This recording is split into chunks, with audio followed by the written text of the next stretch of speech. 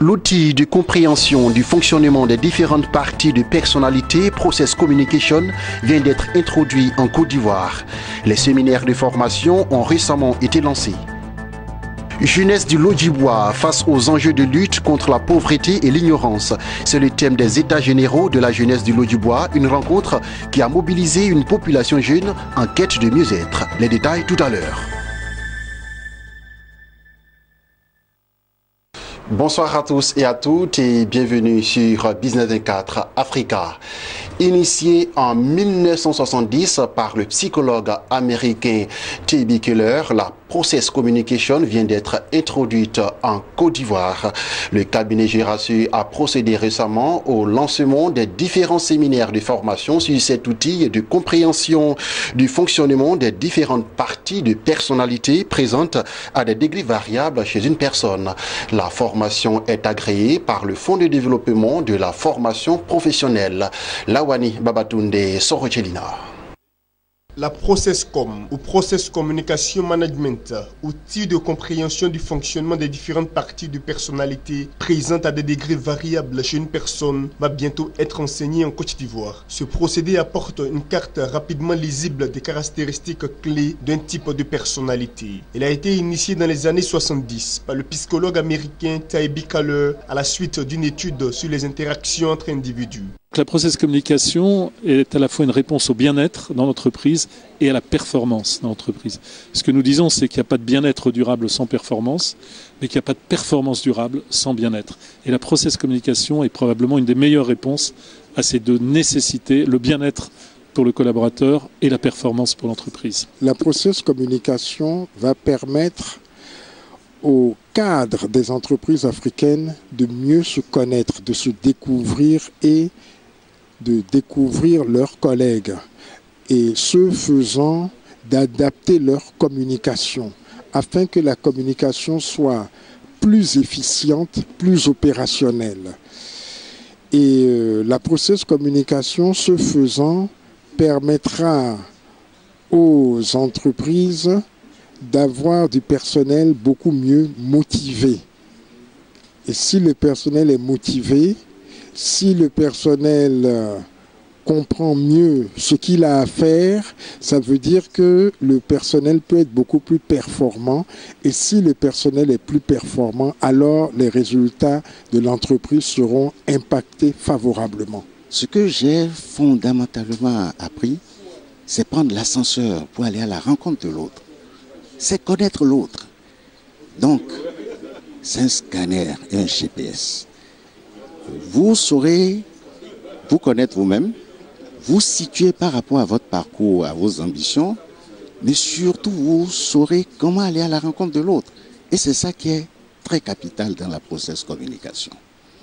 En Côte d'Ivoire, le cabinet Girassu veut introduire la Process Communication dans les habitudes des Ivoiriens pour améliorer leurs relations sociales et en entreprise. Plusieurs séminaires de formation agréés par le Fonds de développement de la formation professionnelle FDFP vont être organisés à cette fin.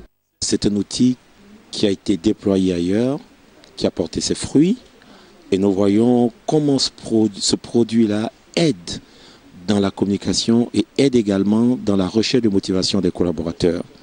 Nous avons des entreprises en Côte d'Ivoire qui ont besoin également d'avoir des collaborateurs productifs, d'avoir des collaborateurs qui se sentent compris, qui se sentent acceptés, qui soient adressés dans les meilleures conditions de travail. Et c'est dans ce cadre-là que nous avons pensé qu'il serait bien de proposer en environnement productif ivoirien ce modèle de management et de communication qui est le ProcessCom. Ça fait partie des choses sur lesquelles le FDFP ne lésine pas. Parce que quand il y a quelque chose d'innovant, d'intéressant pour les entreprises, le FDFP est toujours présent. Le FDFP est là pour accompagner le développement, la compétitivité des entreprises et la Process Communication, en tout cas pour ce que je viens de constater aujourd'hui, est un très bel outil de développement de la compétitivité.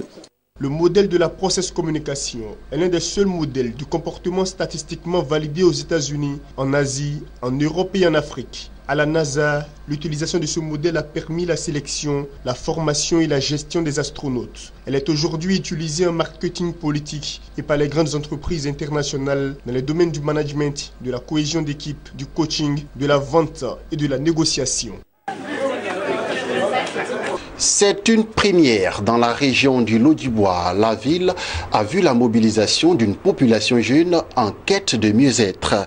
C'était à l'occasion des États généraux de la jeunesse du Lot-du-Bois. Une rencontre qui s'est tenue autour du thème « Jeunesse du Lot-du-Bois face aux enjeux de la lutte contre la pauvreté et l'ignorance ». Le compte-rendu avec Jérémy Aouri. Venus de Lakota, Iré, Zikiso, Guitry et Yokobwe, ils étaient plus de 2000 jeunes qui ont pris d'assaut la ville de Divo. Objectif, prendre part à la première édition des États généraux de la région du Lot-du-Bois. Pendant 48 heures, toutes les délégations ont planché autour du thème « Jeunesse du Lot-du-Bois face aux enjeux de la lutte contre la pauvreté et l'ignorance ». Les questions liées à l'accès des jeunes à la formation professionnelle, l'emploi, l'entrepreneuriat, la lutte contre la pauvreté et l'ignorance, ainsi que la responsabilité sociale de la jeunesse ont été passées au peigne fin. L'expert consultant Alain Taï, après avoir fait l'état des lieux de la jeunesse, a dégagé les enjeux et montré les opportunités pour la région. Quand on te dit que tu es l'avenir de la nation, ça veut dire qu'on te dit que tu as le temps. Tu es encore jeune, tu as le temps. Il faut attendre. Ton temps n'est pas encore arrivé. Il faut attendre. La jeunesse n'est pas l'avenir. La jeunesse est le présent de la nation. Excité. Talou, Marie-Josée et notre sœur Mireille. Ce sont des jeunes qui remportent des médailles à la Côte d'Ivoire. Là, ils ne sont pas à l'avenir, hein. Ils sont le présent quand ils remportent les médailles. Mais pourquoi quand il s'agit de la masse de la jeunesse ivoirienne, on dit vous êtes l'avenir?